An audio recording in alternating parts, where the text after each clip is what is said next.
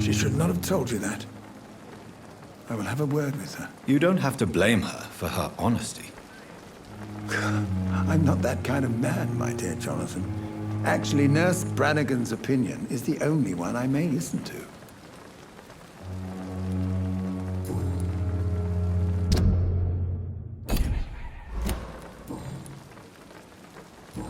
Goodbye, Dr. Tippett.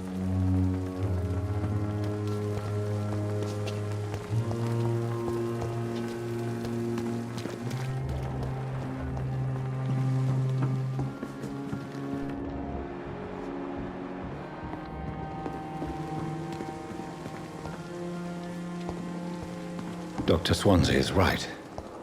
This place seems perfect to conduct my research. Here again. Good evening, Mr. Hampton. How do you feel? Dr. Reed, is it? Oh, sir, I must apologize for my behavior. What do you mean? I was not myself in the factory. Fear and exhaustion made me say awful things to you, I'm afraid. You remained perfectly nice and polite. A little delirious, perhaps. But who wouldn't be after enduring an abduction? Thank you, Doctor. That's a relief. Now all I need to do is rest and return to my flock.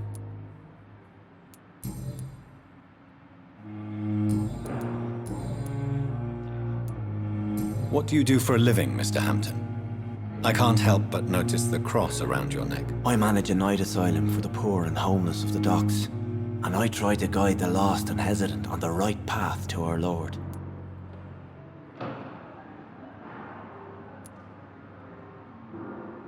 Are you a priest, Mr. Hampton? A deacon, maybe? Not at all, Doctor.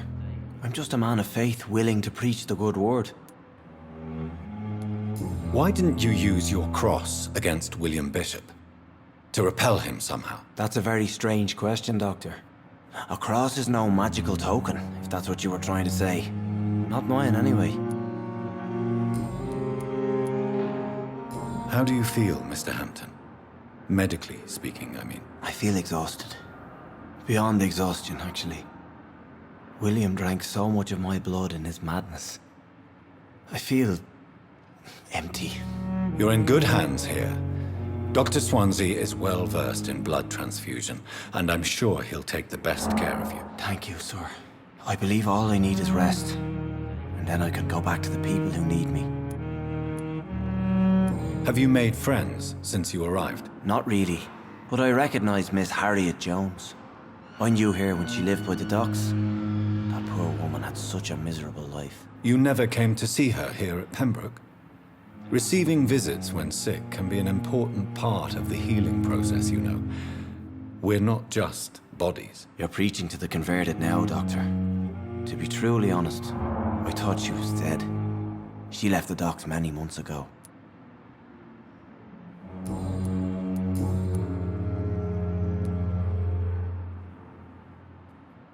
How did you end up in William Bishop's den? I had received alarming news about his recent behavior. I went to his place and he refused to let me go. Why did he abduct you? William was an alcoholic. His addiction suddenly changed to blood. I don't know why. Just like a patient I met here. This Miss Hawcroft. You dared to enter this awful place alone. You're a hero, Mr. Hampton. Or a fool. I'm just a man trying to help his friends, Dr. Reed. William Bishop was a conflicted soul, searching for light.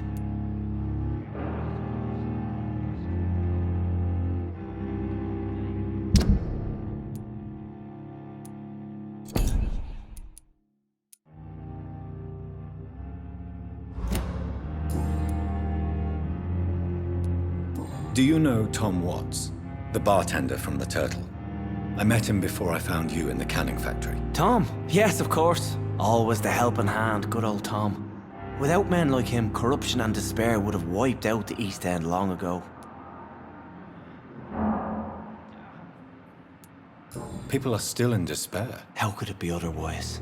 The authorities have left us all to rot in this contagious nightmare. No drugs, no advice, nothing. It's a damn shame. Who should I avoid in this part of town, then? Any particularly evil figures? Not really. Most men and women are just doing their best. And it's not my habit to speak ill of people I know, Doctor.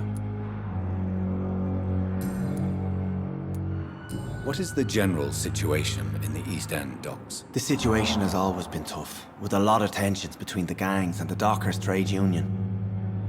The Wet Boot Boys are very nervous since they lost their leader. Who leads the gang now? Since Clay Cox went missing, it's his wife Edwina who runs the show, with the assistance of her minion, Booth Digby. Has the gang been threatening you? Ah, no. I've had this nickname for so long, you know, the sad saint of the East End. No one dares to bug a saint, not even criminals.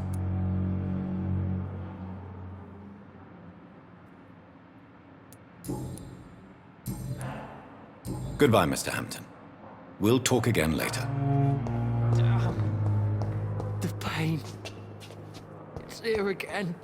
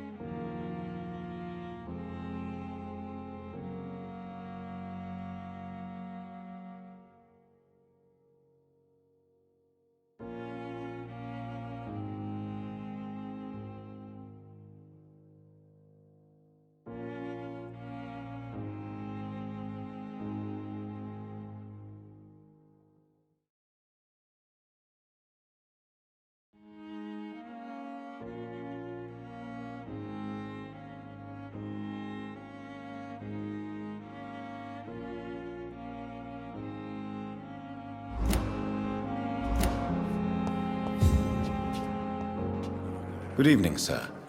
Can I help you? Unless you're here to fix my face. No. I don't think you can help me. I'm Dr. Reed.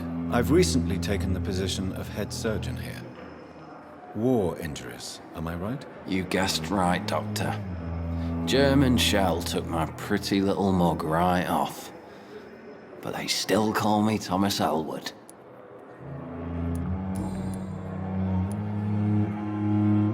Where were you stationed, sir?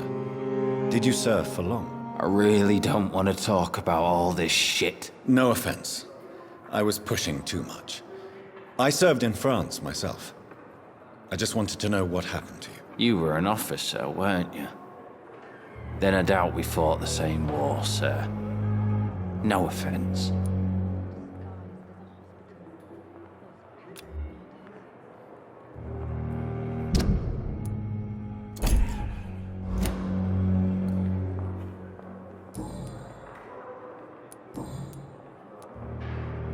How is your stay with us, Mr. Elwood? Oh, it's bliss.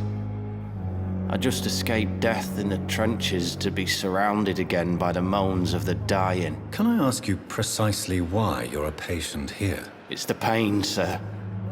The drugs don't work. It just hurts under the scars, if you get my drift.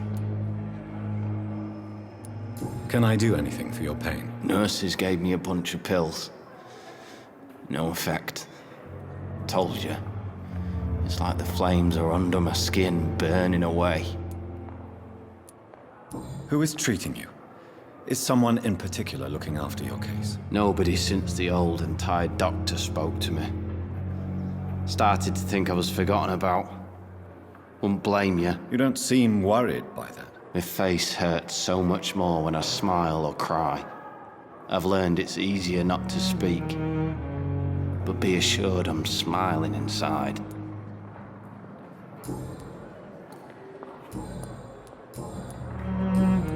Goodbye for now, Mr. Elwood.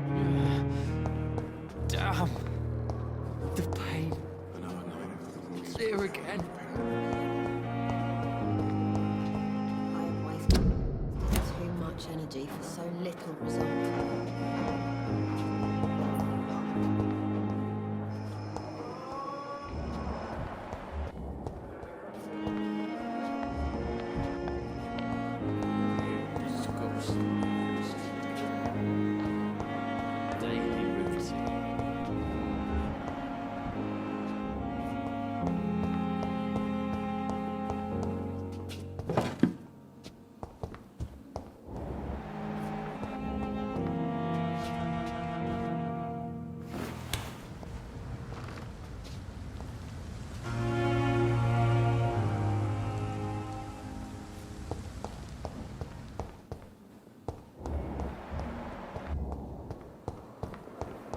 Time has lost its effect on me.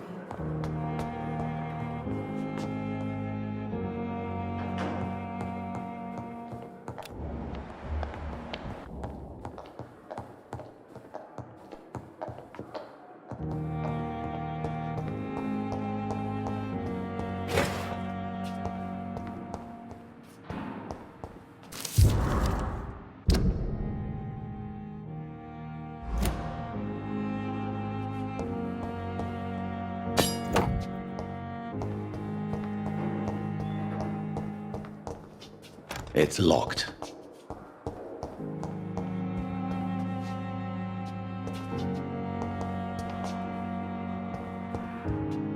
It's locked. This must be the place. It's definitely away from prying eyes. Relegated to the shadows. A kingdom of my own. At least I won't be sleeping in a coffin.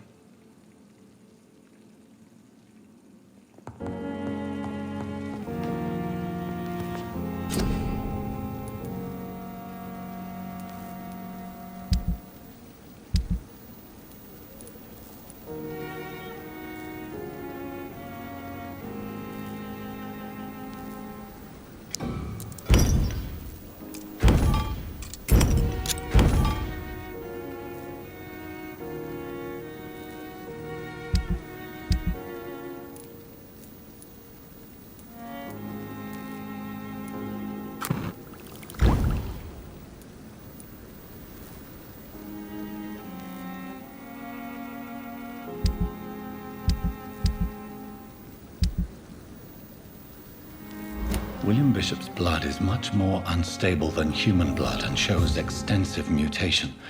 But this is not what happened to me. I must keep on searching. The sun is about to rise. I can feel it.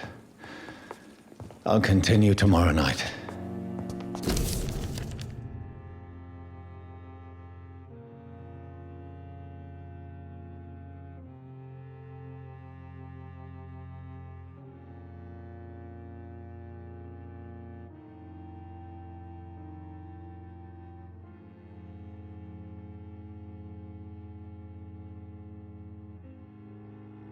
I have so much time now.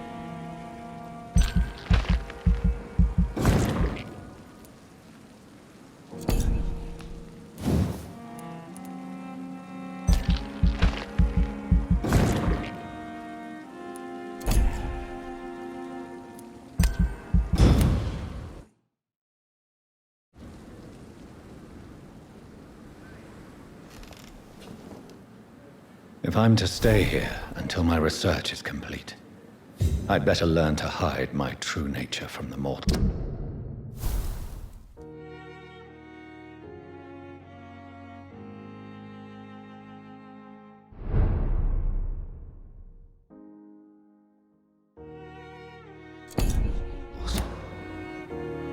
But what about my thirst for blood?